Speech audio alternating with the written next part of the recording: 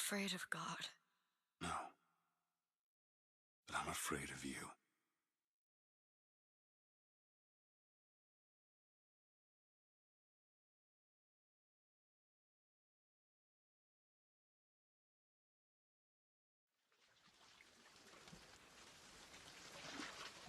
Are you going to just sit there? As compared to what? Standing? Not Hey, standing. what is up, guys? Master Rowing. Gaming here, and no, from what you are seeing, this is not a So fake you video. expect me I to do show have my in my love? possession I do expect you to do BioShock Infinite. Yes, it took me about, I want to say about 2.5 months. I finally saved up enough money, and after countless of waiting for GameStop to actually take their prices down for this game, I actually went out and bought it for, well, I had a coupon. It was really gonna cost me about like 37 bucks, but then I had a coupon, and then that took the price down to only about 27 bucks. So I was happy. I got to keep another extra $20 in my pocket that goes towards me buying another game, or right now I'm debating of buying a brand new set of headsets. These Turtle Beaches that I currently got are not really in the best shape right now. They now need me say they still get the job done when it comes to either recording commentaries or, you know, talking on regular gameplay on the Xbox Live Party Chat. But it's about time I got a new pair, and I'm looking for a good quality headset to get. And if you guys got any good ideas, you know, let me know in the comments below. But moving on. Yes, BioShock Infinite, the game that got a bunch of awards this year, and possibly is going to probably get Game of the Year this year. I hope that it does. You know, it well deserves it. It was a well thought out, and I can honestly say with any BioShock game that ever came out, they were all good. Now they may have their faults with them in some parts, but overall, you can say the story with BioShock in general was always just great. The storytelling always had you coming back for more and playing it from different points of view. And BioShock Infinite really expands on that point of, you know, infinite possibility, infinite things can happen, and just, you know, just for making just these infinite realms of BioShock. Now, honestly, the only gripe I had about this game, it's not even that big of a gripe, but it's when I saw it when I was finna do this recording, because when I first got the game, I played it myself so I can, you know, get a better feel of the game, because it's been a minute. If you played any other BioShocks before, this one plays a little bit different than what you're traditionally used to play at. Basically, what I'm trying to say is, like, if you were used to having like constant Eves, you know, just saved up on your person, that's not around anymore. You have to look around for these little for salts to keep your, you know, your vigors in tune. You can't have countless, you know, health packs on your person anymore. You have to do the same thing as vigors. You have to save them up. Well, you know, not save them up. You have to basically look around the map for them. But, you know, with the help of Elizabeth, that, you know, really helps out a lot, because throughout gunfights, she'll, you know, toss you, you know, extra ammo, health, or assaults, you know, to keep you into the fight and stuff. And that's like a big change from BioShock, because, you know, from BioShock, it was just you. You was just always this lone person. You never have nobody, you know, by your side to help you out in the fight and make it a lot easier. You just pretty much in, you know, BioShock 1 and 2, you had to do it all by yourself, and no help from nobody. So, oh yeah, I'm just totally going off the wall. Before, well, I said the only gripe I had about this is when I was, you know, recording this, I noticed that, you know, since it has an auto save feature, you cannot have multiple save files of this game. You can only have one save file in general, and then, you know, it always overwrites it. And that's, you know, the only little gripe I had about it. I wish, you know, with this game, they actually, you know, incorporated, like from all the old BioShocks, is you can have multiple saves and play it from any point of view, or, you know, go back to an old save if you want to. That's the only thing about it. You know, it don't take the fun out of the game in general. It's just something, you know, if they were ever to make an update for this game, I would love that to be in the update, that you can have multiple save files instead of, you know, always have to play it over your old save files, because there may be something in one of your save files that you don't want to oversave, and you want to keep playing that part from, or, you know, from in general. But one thing that it doesn't oversave, and I think that's pretty cool, is the achievements, the in-game achievements that you can get. Those actually carry over for any new game that you start. So if you didn't really finish all the in-game achievements in one save, when you start another save, that it may have oversaved that game, but it doesn't oversave the achievements, so these achievements carry over. But that was pretty good. Overall, this is just an awesome game. I'm pretty much a big fan of Irrational Game ever since back during Bio 1, when I think BioShock 1 came back out, I think in 08. I think it was 08, and you know, I loved it ever since then. Even though BioShock did scare the crap out of me, but it always just had me thinking and really made my choices really matter on what type of, I want to say, what type of person are you? Are you really pretty much a jerk in the game that you're pretty much always looking out for yourself, or are you sort of this kind dude that, you know, basically care for others, and by you being kind, you will be always rewarded in the end for your kindness. And you know, that's one thing BioShock, when introduced into this, you know, gaming world, it really changed on how do we view choices when it comes to video games, or how do we perceive one action in order to deal with one part of gameplay. And you know, I love Irrational bringing this new type of way of thinking into the gaming community, because you know, now you have games nowadays trying to implicate that, you know, choices overall affecting how the game reacts to you.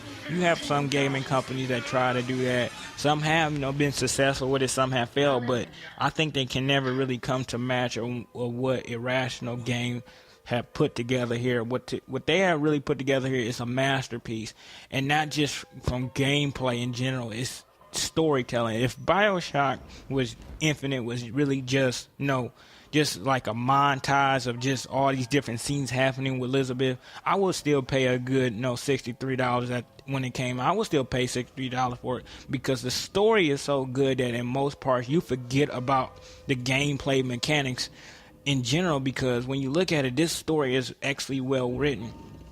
And for this story to actually be this really well written, I can see why they had so many delays on this game starting back. I think they said it was going to come out like early 2012, then they pushed it back and they said fall 2012, and then they pushed it back and they said, no, we're going to come out with this during, you know, 2013 around in the fall.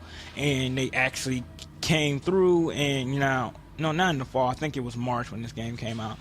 But they actually, from all those pushbacks, you couldn't get mad at them, because in the end result, you had a real stunning game. I'm just trying to hurry up and finish the walkthroughs that I have for this game right now, so I can just play it over again, because any BioShock game always really wants you to always go back and play more, because especially even in this one, the story is awesome. You know, you got the good game, you got the good game mechanics. The dialogue is great. Everything about this game is just a shining masterpiece. If I could say, this is what most games that try to mimic, you know, good storytelling with using the choice and factor in it, if I'm trying to say, if they're trying to match that, they need to really seriously look at BioShock in general, and how Irrational Games have really made this type of storytelling intertwined to where, you know, it really affects the player really hugely, deeply, and more so mentally, to where we actually care about the characters, we care about their world, we want to be more incorporated with their world, and how our choices affect that world overall. And coming from me, I'm trying to be a game designer myself, and I really want to be part of the team that writes stories for, you know, for other gamers out there. And when I look at this, I see this as being like a good muse of how to write a good, compelling story overall for a game. Because yeah, you may have your nice gameplay mechanics and your different systems with it, but if you don't really so much have a good storyline to help hold all that together, then you just pretty much, I want to say, have a Call of Duty game right in your face. Not really so much of a comparing storyline. It's there, but it's not really there. But you got nice game mechanics and other crazy stuff you can use. But for something like this, since BioShock's always started off as a first-person shooter, that first-person shooter aspect was so much as like a side thing, something just to help you progress through the story. And then really in Infinite, that really feels so much to the case that the first-person shooter aspect is pretty much a sidebar thing. It's there, but the reason why it is there is to help you progress through this whole enchanting storytelling about a guy named Booker DeWitt, He's been sent to Colombia to find this girl named Elizabeth because he owes a lot of money to a lot of people who we don't really want to know. And the only way to make up for all that debt and to settle everything is that he has to go to Colombia, the city that was made in the clouds and separated everything from the outside world. It became his own continent and such. And he has to basically go there, get the girl back, and bring her back to New York City in order to settle all his debts and make everything right as rain. And then from then and there, as the story goes on, it gets to be more in depth, more of that crazy sort of dark light tone. Because I'm getting that a lot. Because if you look from BioShock 1 or BioShock 2, they mostly focused on a dark tone. You're going through a city that was full of history, and you're basically trying to learn the history of why this city had ended up the way it did, why the people are looking the way it did, and why did everything pretty much go to shit. But when you look at BioShock Infinite, that's not so much the case. This city is still thriving. There's still people acting out daily duties like normal people. You still got all that. It's not really so much of a historical library where you're trying to learn the history, but so much in Infinite, you're learning the history of how the city became what it did while experiencing it at the same time. You're understanding why, the Vox Populi are here and why they're fighting against Father Comstock. You're learning more why Booker plays a big, important role into coming Columbia and how this Elizabeth ties in all to it. You're learning about the Lelouch twins, why they're here, why they're always pretty much following Booker around, giving him and Elizabeth these type of choices that overall affect the coming of Columbia in different ways. So you're pretty much experiencing history in the making, as they want to try to say, in infinite possibilities by having you explore a thriving city. Now, one thing I like about this is, it's not always dead. You got people that talks. You got people that talk around you that make comment on what you're doing or make comment on the current events that probably unfolded where you was out with Elizabeth somewhere. And they, like, on one part when you get her out of the tower, you see how the tower falls, and people are basically like, well, what's going on? It must be the Vox Populi. Who couldn't have done this? Why would they do this to our bare shrine that stands for Columbia and all his good wishes? Who would do such a thing? You actually see the other NPCs actually talking, commenting about current events that's going on or current events that actually happen, and you're learning what made Columbia it is. Sorry guys, I'm trying to have, because there's so much crap to talk about with this game, because there's so many different plot twists and stuff, and what actually made Columbia the reason why Columbia it is, and where is it trying to go within the future. So from looking at it, it's awesome towards storytelling, and if you're not used to complex storytelling where it has a lot of added plot twists and it requires you to really sort of pay attention to what's going on, then I wouldn't say so much of this game is for you. But it's like if you played any of the other BioShocks, you're pretty much prone and used to, story having different, twists and turns and different ways of looking at stuff. So that's for one thing. Sorry about that. My phone just went off during the middle of recording. But, if you're not used to looking at a story with different plot twists and stuff, it may take you getting some used to, but BioShock Infinite can be for you if you give a little bit of patience with it. But I'm going to let you guys enjoy the rest of this video, and I'll see you guys in the next walkthrough. Okay, peace. Fills our lungs with water, so they may better love the air.